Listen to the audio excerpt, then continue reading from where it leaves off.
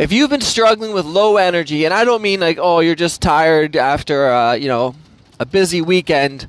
I mean, you've been struggling with low energy for a while, then I want to go through 12 key points that you're going to want to rule out to see what's going on in the case of getting your energy back.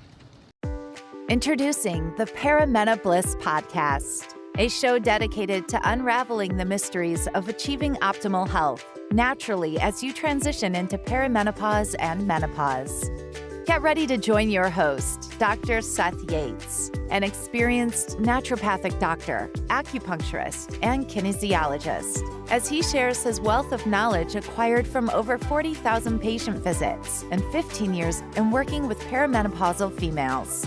Welcome to the Paramena Bliss Podcast. Hey, this is Doc Yates. Welcome to the Paramena Bliss Podcast, brought to you by PerimentalBliss.com and ablehealth.us. And today I want to talk about 12 key points that you're going to want to rule out, as in check them out to make sure they're not contributing to your low energy. Let's dive right in. Point number 1 that can contribute to low energy. This is an obvious one, but so often overlooked. It's your sleep. If you don't have good sleep, you don't have good energy. Maybe for a little bit, like, oh, I used to be able to get away with like 5 hours of sleep and I was fine. Yeah, eventually that will catch up to you. So if you're not having good sleep, you're not having good energy. And that can mean problems falling asleep, problems staying asleep, or not even giving yourself enough of a window to sleep. So you're just staying up too late and then waking up too early. Those are things that you have to address. Now, there's a ton of causes that can contributing to that. But right off the bat, you could almost turn this podcast off. If your sleep sucks, get that fixed first, then see how your energy responds.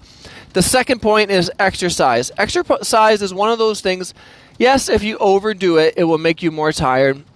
But if you're not exercising at all, you're going to be more tired. Exercise will help give you energy. Now, there are more severe cases of fatigue that we're going to get into, in which people, even when they do a short workout, they don't feel energized. They just feel like extra tired. You still need to do movement. You still have to do that. But it also would probably give you a hint that exercise is not going to be the big player. For most people, though, if you notice that after a short workout that you're like, yeah, I feel a little bit better, even if it's just temporary, you need to build that into your daily routine. The third factor that can play a role with your energy is your vitamin status. So a big one for that is B12.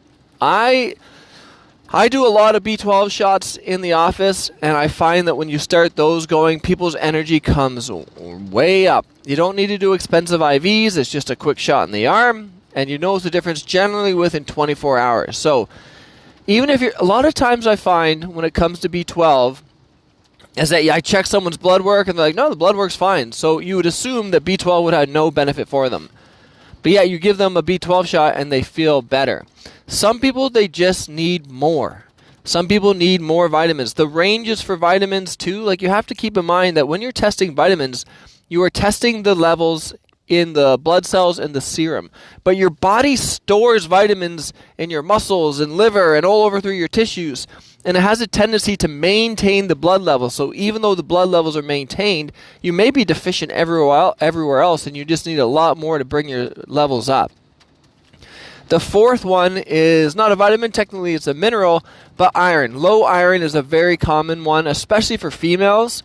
Now, if you have problems with low iron, you need to dive in and figure out what that is. And it usually means that you're not getting enough because you're eating a diet that's too low in iron, like a vegan diet. Or you're not absorbing it because you have digestive issues, or you're losing it too much because you have really heavy periods.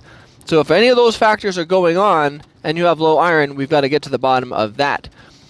Number 5 is, you know what, we're going to go to red blood cells. It ties right in with iron. There's an overlap, but it's not the same. So if your red blood cell levels are off, sometimes it's because of not enough iron, but there can be other factors contributing to that. And when you go for your test to get your iron levels checked, they're going to probably tie in a CBC on the same test. That always is the case. So you can check your red blood cells, white blood cells, and iron all together.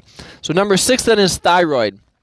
Thyroid is a big factor when it comes to low energy. Now, one of the things with thyroid, those would be cases where you sleep great and you're still exhausted in the morning. A big thing to look for also is that there's generally going to be weight gain. Sometimes you'll see changes in the hair, eyebrows, or nails, and dry skin. And typically, not always, typically a family history of thyroid issues, or sometimes there's something that triggers it, and that can be the confusing part. For instance, you'll see thyroid drop with hormone changes. So you can see your thyroid drop in menopause, perimenopause, and you'll often see thyroid issues change with, let's say, right after delivering a baby. And the thing is, that's confusing because people are tired. Like, well, of course you're tired. You just had a baby. No, you could be tired because it's affected your thyroid at the same time. Okay, the next factor is your diet. Diet, and I link this one with inflammation. So if your diet is full of processed crap food, that will eventually catch up with you, and your energy will be worse, and you'll generally have worse energy because you're going to have more inflammation. And that's the case where you didn't do that much the day before, but you're waking up achy and tired and extra groggy. Definitely make sure you get your diet cleaned up. Again, part of the clinic that we run, a big part of it is the weight loss program. You clean up someone's diet, you see improvements with inflammation, improvements with bloating, and then people are like, oh, by the way, I don't have to take a nap every afternoon because I don't feel like I'm hitting the wall at 2 o'clock. That's because their blood sugars, they're taking in too many high sugar foods, their blood sugars spiking and then crashing. Number 8, medications. Think back to when the low energy started, and if that ties into either an added medication or an increased dose of a medication, you need to look into that further.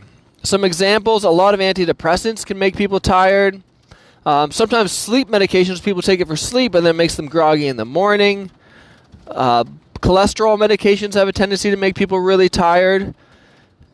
Oh, a big one too, allergy medications. People who are literally on allergy medications year-round, even the non-drowsy ones will eventually make people feel tired. So, there's a lot other medications to consider, but like I said, the big thing is like, when did I start feeling tired? Did I start a medication? What medications am I on? Look up the side effects for those medications, and then ask your pharmacist about that. Number 9, something that can contribute to fatigue. This is a real chronic fatigue, but low-grade infection. A lot of times you see people like, oh yeah, I never used to have any issues. I always had great energy, and then I got the flu, and then ever since I've just kind of never bounced back. Chronic low-grade infections, it could be a virus, it could be, in some cases, depending on the areas that you're in, you could look in for it, see if there's Lyme or Bartonella. Any of those things, rule them out. You're not generally starting with that. That's after you've ruled out some of these other major issues first. But if you're still having, in that case too, it's not just the fatigue. You generally have achiness. You'd almost feel like if you're fighting something off, like you're like, oh, I feel stiff and achy, like as if I was fighting off a flu. But it's just, I'm not getting fever, but I'll maybe feel flushed easy. And I'm not getting sweats, but maybe I get chills in the afternoon or in the evening still. There's lots of tests that can look into lots of infections in your body. Number 10, hormones. If your hormones are off, it can throw everything off. Hence, this is a Perimental Bliss podcast. We talk about hormones every episode, and it plays a huge role with your energy, with your mood. Now, the other thing, too, for men, testosterone levels. Testosterone makes a big difference for females, but it makes a huge difference for men. It's pretty much the only thing we got going. And if we don't have that, you'll see low energy, low mood, achiness, lack of motivation. Which takes us to the point 11, mental health. So, high stress. If you don't have any kind of goals that you're working towards, or if you have issues with depression, here's the thing though. I have there's so often that people, they rule out one or two things with their doctor. Like, well, I went to my doctor and he checked my red blood cells and he checked my thyroid, so those things were fine, so it's probably, now he put me on an antidepressant. And that is, in my opinion, jumping the gun way too early. There's so many things we just talked about that should be ruled out first before they're like, oh, you should just take this for the rest of your life and then deal with all the side effects that it causes. You haven't even scratched the surface yet of the things that could be causing your fatigue. So first thing with mental health, I would say, do you like your job? Do you like your marriage and your relationships? Like if you hate your job and you have a high stress job and you have a high stress marriage, like you're not getting like any enjoyment out of home or work, you've got to change some things around. Deal with that. Get that sorted out first.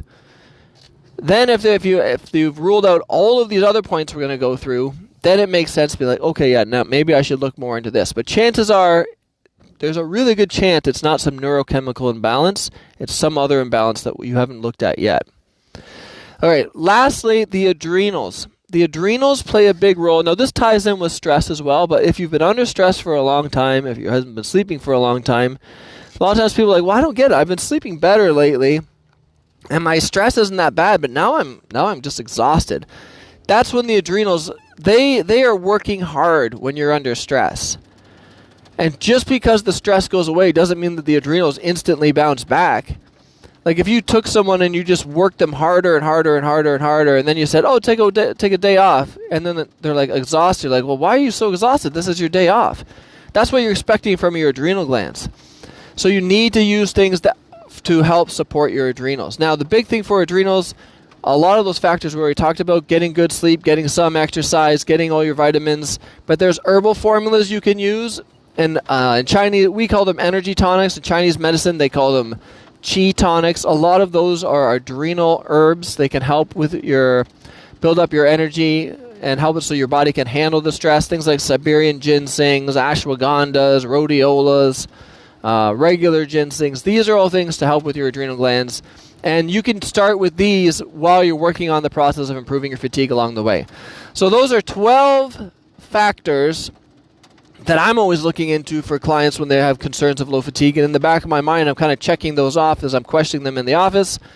Now you can start asking yourself these same questions. I hope this was helpful. This is Doc Yates signing off. Thank you for tuning in to the Perimenobliss podcast. Don't forget to hit the subscribe button and visit perimenobliss.com for more valuable information on how you can thrive during your transition through perimenopause. Join our community of like-minded women who are dedicated to achieving optimal health naturally, and stay up to date with the latest tips, tricks, and advice from Dr. Seth Yates. And we'll catch you on the next episode of the Perimenobliss podcast.